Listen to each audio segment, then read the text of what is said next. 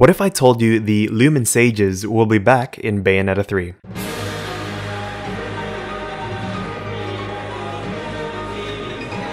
How are we going today, everyone? My name is Rakun. Thank you guys so much for clicking on this video. I've been wanting to make this video because I just read that a LUMEN Sage has defeated a city of demons in the Bayonetta lore, and I think that is pretty cool. First off, if you want to join my Discord, there will be instructions toward the end of the video. We have over 60 people in our Discord, and we'd want you to be with us before 100. I just want to say the following is speculation that has risen from my shonen feels and is not 100% foolproof. Okay, now why is this random LUMEN Sage that could still be alive be important? Well, just like Umbra Witch Ava, this can tell us that time travel could be used again in Bayonetta 3, similar to my witch time plot theory. Well, we cannot know 100% for sure, but we can estimate at best. Reclaim the eyes of the world, we need stronger weapons, stronger allies, information, pursuit. These are all possible reasons to go back, so let's explore each and every one of them. Platinum Games being able to appropriate real-world historical figures into a playable or even a versatile character would be an awesome experience and fan service as well. Meeting famous witches of history and seeing how they crafted their accessories would be an amazing way to see the lives of witches even prior to the witch hunts 500 years ago. This unknown LUMEN Sage is only nicknamed the Inferno Slayer that was mentioned once in John's weapon.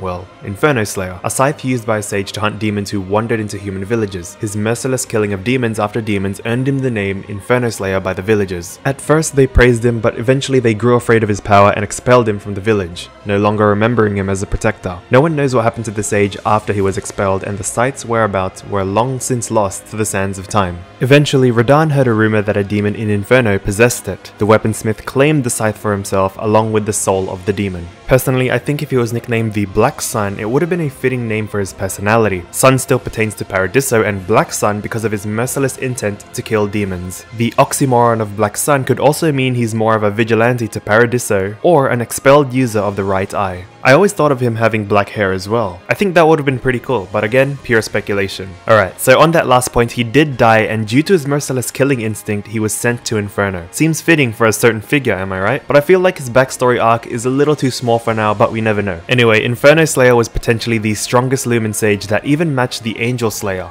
Please wait for that video. He was known to kill demons from village to village, so I believe he was a wanderer. But just like his entry, I believe LUMEN Sages are meant to humanely kill in the name of Paradiso. So that means their image stays holyful or merciful. But I guess Inferno Slayer projected that image of having a murderous intent to the villagers. His intent was to get rid of all demons, but the way he did it corrupted his reputation.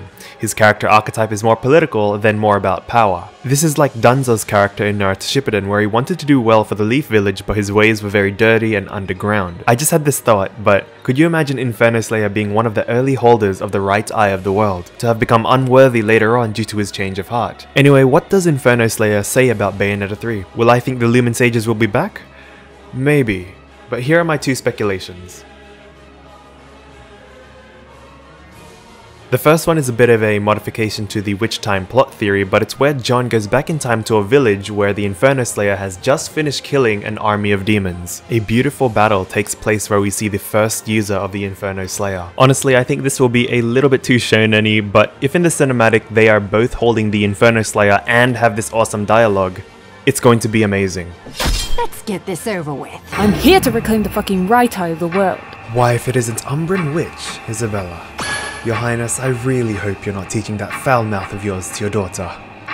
Thinking that it's John's mum would be a good way to put her off guard. This would be a perfect opportunity for John to fight a villain one-on-one because we haven't seen it yet. The next one is very familiar to you, but reanimation or resurrection. Whether or not they are good or bad, I believe seeing some of the past witches, sages, and fighters of the past is going to be an emotional thing. I'm going to cry if I ever see a reanimated or resurrected Rosa or Balder, and seeing Bayonetta's crying face, I don't know how I'm going to handle that. This one I don't really believe as much because there are a few problems with this. One, it's already been done, especially with Naruto Shippuden, and being able to fit a lot of reanimated characters in one game would be quite rushed. If you want a scene like this, you'd have to build up that plot possibility from the first game. Creating a new game and magically saying we can revive people takes away from what was special in the previous two games. Maybe select a few reanimated people that would maintain the speed of the plot, like Ava, Inferno Slayer, Cleopatra, etc. Also, another thing I realized is that sometimes mysteries in games or the history of games should stay in the past. This maintains maintains the mystery and pushes the message of moving forward as the lessons they portrayed as historical figures. Again, comment down below if you want to join our community Discord. We are almost at 100 people and we'd love for you to be a part of that 100. Click here for the next episode and click here for another video brought to you by the algorithm. I'm Rakun, I'm restoring a knowledgeable universe, and bye